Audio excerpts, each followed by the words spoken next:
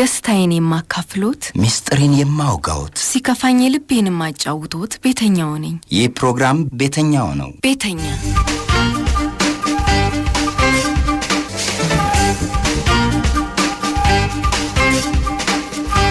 ውድ አድማጮች ሰሞኑን እንግዲህ አዲስ ባለ ታሪኳን ለናንተ ማካፈል ጀምራለች። ባለ ታሪካችን መሰረት ተፈራ ትባላለች። መሰረት እንግዲህ በልጅነቷ በህፃንነቷ በችግር ምክንያት ከምትኖርበት አካባቢ እዚህ አዲስ አበባ መጣ የተለያየ ሰው ቤት በሰራተኝነት ተቀጥራ የቆየች ልጅ ነበረች። ኋላ ላይ ደግሞ መስተንግዶ ስትሰራ አንድ ጁስ ቤት አንድ ሰው አግኝቶ ወጄሻለሁ ብሎ እንግዲህ አብሯት መኖር ጀምሮ ነበር። ነገር ግን ከፍተኛ በደል ሲያደርስባት እንደነበረ ነግራናለች። በተለይ እንግዲህ በማታቀው ምክንያት የተወጣሽ የተገባሽ እያለ ይደበድባት ይመታት ነበር። በተለይ መጨረሻ ላይ በዱላ በጣም መቷት ገርፏት እንደነበር ብትጮህ የፈላውሃ ነበር በአጋጣሚ ልጇን ለማጠብ ገላውን ለማጠብ ያፈላቸው ያንን ውሃ እንደሚደፋባት ያስፈራራ ገርፏት ነበር። ከዛን ጊዜ በኋላ ነው እንግዲህ መሯት ከትዳሯ የወጣችው የጠፋችው ባለ ታሪካችን መሰረት ተፈራ። እንግዲህ ባለፈው ሳምንት ታስታውሱ እንደሆነ የተለያየ ስራ ሞክራ በመጨረሻ እንግዲህ የሴተኛ ዳሪነት ህይወት ውስጥ ገብታለች። አስከፊው የሴተኛ ዳሪነት ህይወት ውስጥ እንግዲህ ዛም ደስተኛ አይደለችም። ልጇም ይናፍቃታል፣ ትዳሯ ይናፍቃታል፣ ትቆጫለች፣ ብዙ ነገር በውስጡ አለ። ነገር ግን ያው በጊዜው አማራጭ መስሎ የታያት ያ ነው። ሴተኛ ዳሪነት ህይወት ውስጥ ገብታለች። እንግዲህ በአጋጣሚ ይሄ ባሏ ያገኛትና መልሶ ወደ ቤቱ ያስገባታል። ከዛም ያው ጸባዩ እንዳለ ስለነበረ አሁንም መልሳት ገባለች። እንደዛ ያለች እንደቀጠለች ነው። የሴተኛ ዳሪነት ህይወት ውስጥ ነው ያለችው ባለ ታሪካችን መሰረት ተፈራ። ዛሬስ በሷ ህይወትና ኑሮ ውስጥ ምን ያጋጥማት ይሆን? ረዘም ያለውን ጊዜ ለሷ ሰጥቻለሁ። እንከታተላት። ሐሳብ አስተያየቶቻችሁን አድርሱኝ።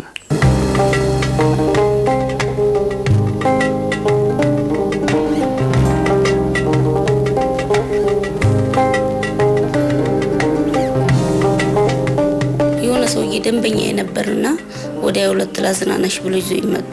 ከዛ በላደ ምናም ይዞ ይመጡ። ሴቶች ቆመው አየሁን እንዴ ይሄ ምንድነው ምናም ስለው የሚሰሩ እንደናንተ አለኝ። እንደዚህም ተቆሞ ይሰራል አልኩት። አዋል በማግስቱ 12 ሰዓት መጣው። ለካ ተመሽቶ ነው የሚመጣው። 12 ሰዓት መጣው። ዝም ብዬ ስዞር አንድ ሰው የለም። አሻንጉሊት ነው ያለው፣ ልብስ ነው ያለው ምናምን።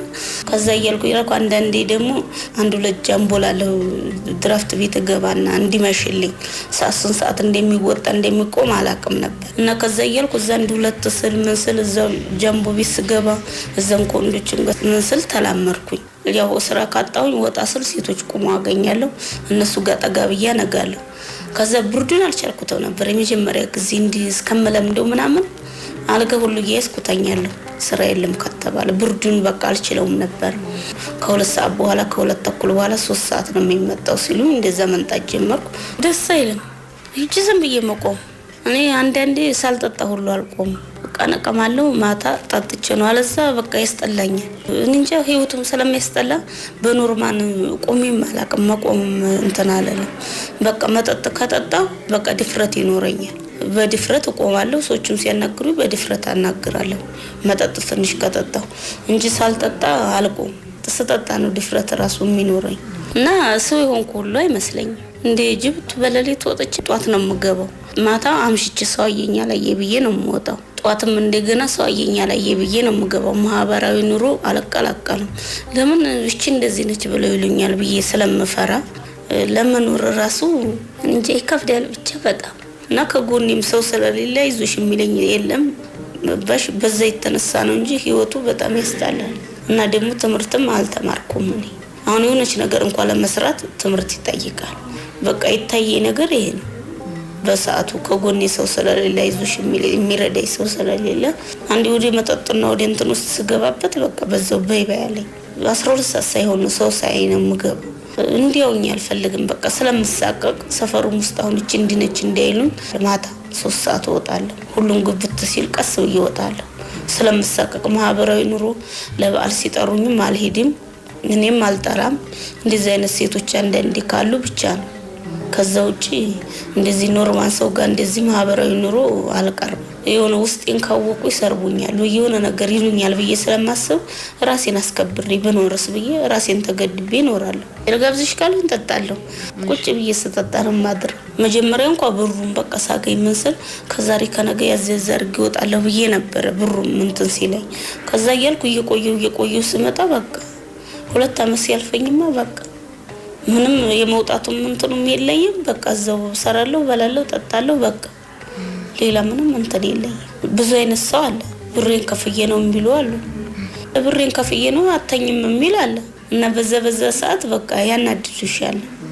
አንዳንዱ በጸባይ ብትዩ እንትን የማይላል። በቃ የዛን ሰዓት ተጣልቼ እወጣለሁ። ወይ ግማሹን መልሼ ወይ እንትን ብዬ ወይ ያለዛ ሁሉንም ይዤ እወጣለሁ። ልጄ ጋር ተደብቄ እሄዳለሁ። ጥሩ ናቸው ብታይ።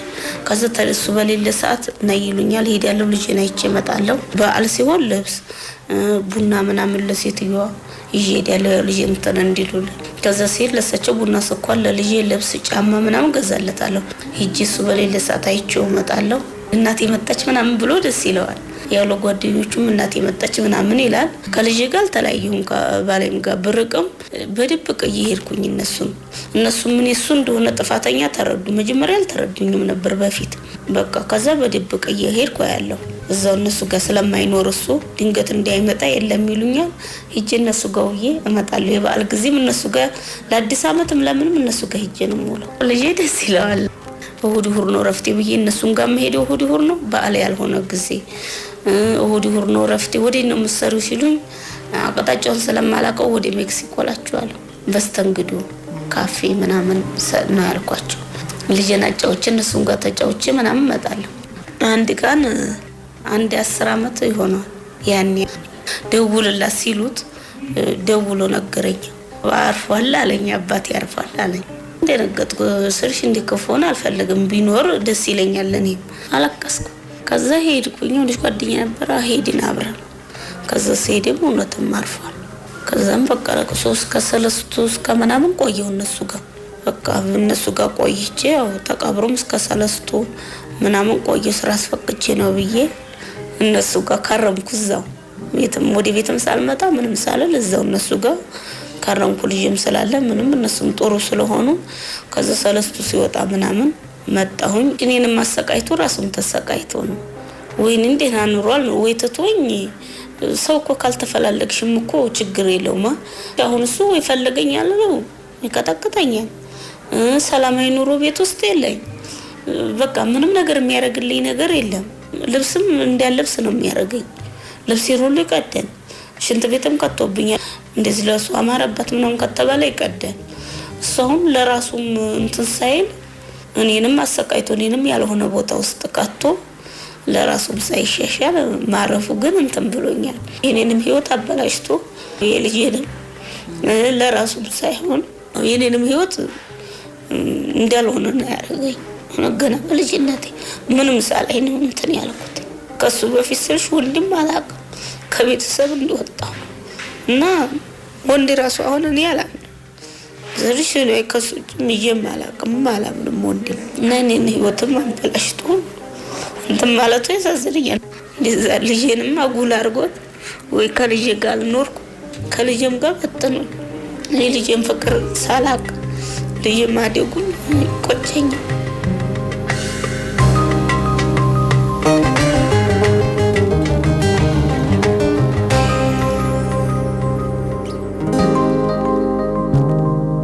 ውድ አድማጮች እንግዲህ መሰረት በሚያሳዝን ሁኔታ አብራት የኖረውን የልጇን አባት በዚህ ሁኔታ አጣለች። ህይወት ቀጥሏል። መሰረት ተፈራ አሁንም በሴተኛ አዳሪነት ህይወት ውስጥ ነው ያለችው። ቀጣዩስ ህይወቷ እንከታተላት።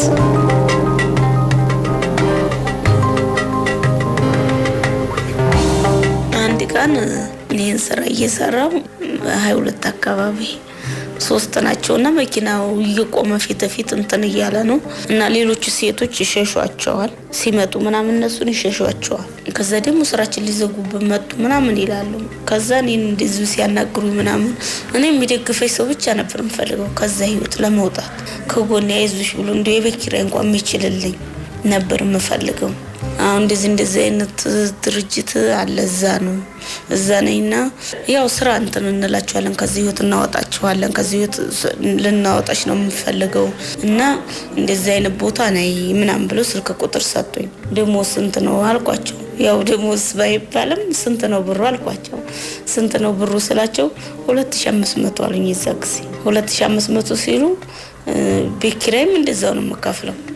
ከዛ እሺ ስልክ ቁጥሩን ብዬ ለማንኛውም ተቀበልኩኝ። ቤት ኪራይ ከፍዬ አሁን ምን ልበላ ነው አልኩ። የታክሲም አለ ምን ልበላ ነው ብዬ አልመጣሁም። ይዘክሲ አልደወልኩም። ስልክ ቁጥሩን ግን እንዳስቀመጥኳት ነው አድራሻው። ከዛ በአመቱ መሰለኝ በቃ ሳስበው ወደ ራሴ ተመለስኩ። መጠጥም ተውኩ። በቃ አስጠላኝ። በቃ እስከመቼ እንደዚህ አልኩኝ። ከዛ ሳስበው እንዴ እስከመቼ እንደዚህ እዛ ህይወት ያሉትን አንዳንዶቹ ቡርክክ ብለው ያለው በቃ እዛ ጠጥተው ምንም ዝር ጠብቆኝ ነው እንጂ ጥርሳቸው ለቀፊታቸው የተበላሸ በቃ ብዙ ነገር ህይወታቸው የተበላሸ ያለው እና እንደዛ ሳይ አንዳንዶቹ ብቻቸውን እየወሩ ሄዱ አሉ እና ብዙ ነገር እዛ አየሁ። ሳይ እንዴ እስከመቼ አልኩኝ። እስከመቼ እንደዚህ እዚህ ቦታ መሞት አሪፍ ነው። ባንዲ ትገላገያለሽ። እንደዚህ አሁን ብልሽሽት ብሎ መኖር ይሄ ኑሮ ነው እንዴ አልኩኝ። ምንም ቢሆን ህይወት ይቀየራል። እዚህ ህይወት ስለገባሁ አይደለም አልኩኝ። ምን ወደ ራሴ ለምን አልመለስም አልኩና ከራሴ ጋር ተማከርኩ። አንድ ቀን ቁጭ ብዬ እየቃምኩ እንደዚህ ቡናዬን እያፈላሁ ብቻዬን ነው የምቆመው ቤቴ። የትም ቦታ አልሄድም። ከዛ መጠጥ የሚባል ተው በቃ እርግፍ አድርጌ ተውኩ። ወደ ራሴ በቃ መመለስ አለብኝ አልኩኝ። ከዛ እንዴት ነው ደግሞ መመለስ? አሁን ወይ ትምህርት የለኝ ወይ ምን አይነት ስራ ደግሞ እሰራለሁ? ማን ይቀጥረኛል እኔን አልኩኝ። ብዬ ሳስብ ደግሞ እነሱ ትዝ አሉ። የስልክ ቁጥሯን መሳብ የምፈልግ ጀመርኩ። አገኘኋት። እችን ስልክ ቁጥር ሳገኘ በቃ እነሱ ጋር ደውዬ እንትን ማለት አለብኝ አልኩኝ። ከዛ አንዷ እንደዚህ እዚህ እነሱ ጋር የገባቻለች እና ገብታ ጽዳት ምናምን ስራ ሲይዘዋት ከዛ ጠየቅኳት። እሷን ሌር ፈልጌ ነበርና በመቼ ነው የሚመዘግቡ በመቼ ነው የሚጨርሱት መቼ ነው ሴቶቹ ከዛ የሚወጡት አልኳት። በእንዲ ቀን አለች እና በእንደዚህ ወር አለች። በቃ እችን ወር ያስኩና ደወልኩኝ። ስደውል ነው ያለች በቃ ምዝገባ አልጀመርንም ስንጀምር አለች መጀመሪያ። እሺ ከዛ ግን እንደዚህ ቦታ እንደዚህ ብለሽ ነው ስትለኝ እሺ ብዬ መጣሁ። ከዛ ስመጣ የሆነችም ልጅ ይዤ ነው የመጣሁት። እንሂድ ብያት እስከመቼ ማታ ስንመካከር አደርን። እዛው ስመክራት አደርኩና ነው። ከዛ ጧት ተገናኘንና ይያት ሄድኩ። ግን እሷ ቀረች አልመጣችም እንጂ ከዛ ይያት መጣው። እሷ ጋር አብረን ተመዘገብን። ከዛ ተመዘገብን እያሉ እንትን ሲል እየደወሉ ጠሩ። ከዛ ኢንተርቪው ምንም አሉ አልፈሻል አሉ። ደስ አለኝ። አልፈሻል ሲሉ በቃ ኢንተርቪው ይጥላል እንደዚህ ምናምን ሲሉ በጣም ነበር የተጨነኩት። እንዴ በቃ በጣም ነበር የተጨነኩት። እንዴት በቃ እንደዚህማ መንገድን ማንተም ብዬ ተስፋ አድርጌማ ፈጣሪ እንዲያጠለኝ አልኩኝ። ከዛ ሲሉ ደስ አለኝ። በቃ ሌሊት ነው የምደርሰው ራሱ እነሱ ጋር። ከዛ እነሱ ጋር ከጀመርኩ በኋላ አንድ ቀን ማርፍ ይጀራል። በቃ በሌሊት ነው የምመጣው ደስ ብሎ እነሱ ጋር ስልጣን ነው። ስለዚህ ህይወት ምናምን ያስተምራሉ። የእጅ ስራ እና ኮፍያ ምናምን እሱን ሰርቻለሁ። እሱን እና የስልጠናው እንትን ሲል በቃ ደስ ብሎ ጠዋት ወጥቶ ማታ መግባቱ እጅ ሙያ በደንብ ያስተምራሉ። እና ከዛው እነሱ ጋር 5 ወር ይቆየ ከ2000 4000 ሆኗል ሲሉኝ እነሱ ጋር ከዛው ቢክራ ይችላልኛል የትራንስፖርት ይችላልኛል። እነሱ ማስቤዛ ስለሚሰጡ በቃ አልቸገረኝ። እና መጀመሪያ ደግሞ በቃ እዚህ ህይወት መተው አለብኝ እና እንደዚህ እነሱ ጋር መግባት አለብኝ ብዬ ያሰብኩ ጊዜ አስቤዛ ሟላው እንዳይቸግረኝ። ያው ብሩን ነግረውኛል አውቄያለሁ እና የሚሰጡትን ማስቤዛ ከሌሎች ሴቶች ሰምቻለሁ። ከዛ ጤፍ አስፈጨው፣ ሽሮ አስፈጨው፣ በርበሬ አስፈጨው፣ ዘይቴን ገዛው። በቃ ቤት አስቤዛ በቃ ለ4 ወር ምናምን ይሆን አዘጋጀው እንዳይቸግረኝ ብዬ ወደዛች እንደው ላልመለስ አሁን ቸገረ ብዬ እዚህ እንትን እያልኩ እዛ ላልመለስ ብዬ በቃ እንደዛ አስቤዛ ነው። ከዛ ከወጣሁ ጀምሮ እነሱ ጋር ግሬ ከረገጠ ጀምሮ ወደዛች ሂጅ ማላቀ ከዛ እያልኩ በቃ ዜርም ረዳኝ። ከዛ ደግሞ እዛ ቆዳ ፋብሪካ ተመደብኩ። ስራ ረዳትነት እዛው ደህና እየሰራው የምፈልገው እዛ ነው ብዬ እዛ ገባሁ። መጠጥ ድሮም ትቻለሁ ከነሱም ሳልወጣ ግን ጫት ተውኩኝ።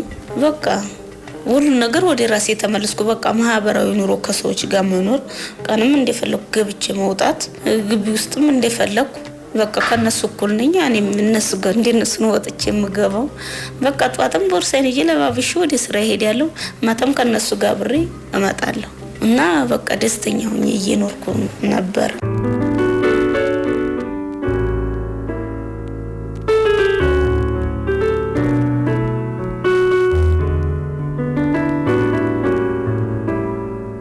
እዛ እየሰራሁ እያለ የሆነ ትንሽ ያመኝ ነበርና ጤና ጣቢያ ሄድኩ።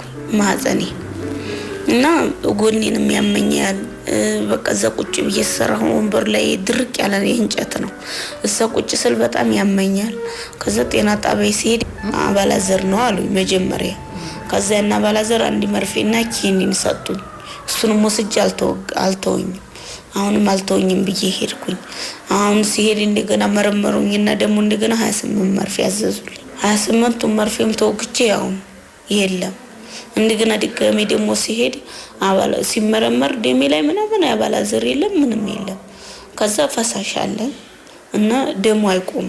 በማዘን ደም በጣም ይፈሰኛል እና እንደዛ ብዬ ስነግራቸውም አሁንም ማስተካከያ ኪኒን ብለው ሰጡኝ። ማስተካከያ ኪኒን የማያስተካክለውም እና ያመኛል ማህፀኔ ነው። አሁንም ከዛ ጤና ጣቢያ ሄጄ አይ እንደዚህ እያመመኝ ነው ስላቸው አሁንም ደም መረመሩና ወይ ኢንፌክሽንም ያማል ማህፀን እንደዛ ሊሆን ይችላል ነው ጋር ሲሉኝ እንደዛ ለወቀም በፍጹም ካሁን በኋላ አልኳቸው። ለምን ምንም እስካሁን የተወጋውን ነገር ለውጥ አላመጣልኝም። የማህፀን ካንሰር መርምርሽ ሲሉ ደም አላስመረምራለ። ደም ካለ አይቻልም እና ወር እስከ ወር ነው የሚፈሰኝ ወደ 7 ወር ምናምን እንደው የሚፈሰኝ። ከዛ አሁንም እንደዛ ሄድኩና አሁንም እንደዚሁ በቃ እምቢ አልኩ። ያንን አልወጋም። ሪፈር ወይ ጻፉልኝ የሆነ ቦታ ብቻ እዚህ ደሙ ላይ ያለው ምን እንድታይ የሚረዳኝ ነገር ካለ ጻፉልኝ አልኳቸው። ስላቸው ትንሽ ተነጫነጩና ጻፉልኝ። ወደ ጴጥሮስ ላኩ። እዛ ጴጥሮስ ከጴጥሮስ ደግሞ ሲያዊ ምናምን እዛ ደግሞ እብጠት አለው በጣም አሉ ማህፀን። እዛ ማነሱኝ አልትራሳውንድ ግን እብጠት ነገር ያሳያል ነው ያሉት እዛ። ከዛ ከብጠቱ ላይ ተቆርጦ እዛ ጎጃምበር እንደዛ ይዘሽ ሄደሽ አስመርምር ያሉኝ። እዛ ጎጃምበር እንዲያ መውጫ የሚባል አለ እዛ ይዤ አስመረመርኩ። ሳስመረምር ካንሰር ያሳያል አሉ። ህይወቴ በተሻሻለበት ሰዓት ያንን ስራ በቃ ብዬ ደህና ደስተኛ ሆኜ መኖር በጀመርኩበት ሰዓት እንደዚህ ሲያጋጥመኝ በጣም ነው ያዘንኩት። ከዛ ህይወት ወጥቼ ደህና በቃ ደስተኛ ሆኜ እየኖርኩ ነበር በስራዬ እና ከዛ ቆሻሻ ህይወት ወጥቼ ደህና ኑሮ ወደ ራሴ ተመልሼ እየኖርኩ ወደ ራሴ ስመለስ እንደዚህ ሲያጋጥመኝ በጣም ነው ያዘንኩት። ስልሽና ማንም የለኝም፣ ብቻዬን ነኝ። ቢያመኝም ምንም ቢለኝም ማንም የለኝም።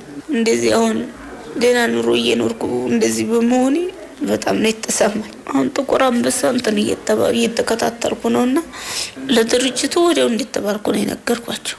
የዛን ሰዓት ራሱ ለነሱ ደረሰኙን እያመጣው እዛ የጤና ጣቢያ ያወጣሁትን ወጪ እነሱ ይሰጡኝ ነበር። አንድ ሴት 10,000 ብር አስገባችልኝ አካውንትሽን ላኪልኝ ብላ 10,000 ብር ይሄ እዛ እንትን የተነሳውበት ነበርና የሱ ጥቁር አንበሳ የታከምኩበት የሱ 10,000 እሷን እንትን ብላልኛል አስገብታልኛለች እና ከዛ ውጪ ምንም የለም።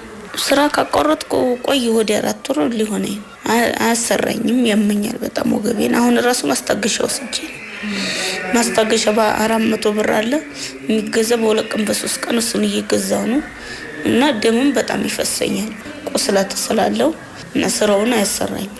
አሁን እኔ የሚያሳክመኝ ባገኝና ታክሜ ወደ ራሴ ተመልሼ ብኖር ደስ ይለኛል።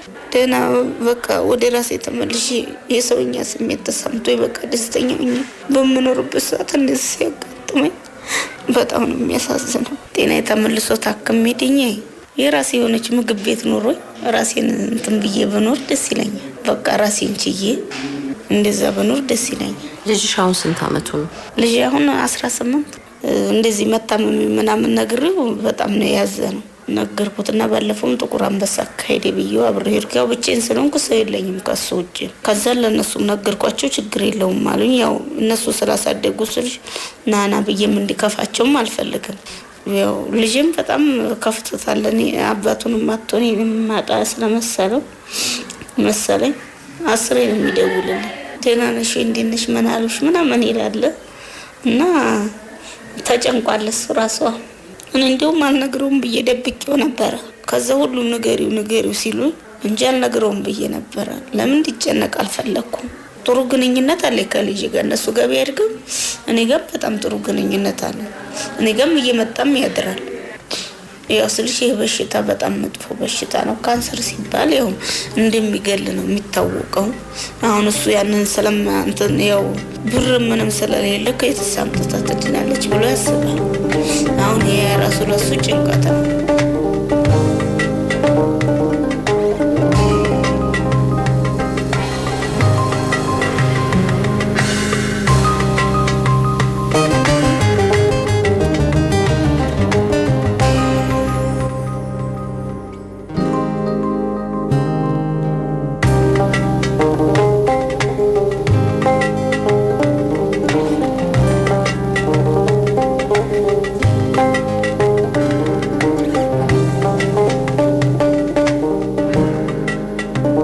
አድማጮች እንግዲህ የመሰረትን ታሪክ በዚሁ ልናጠቃልል ነው።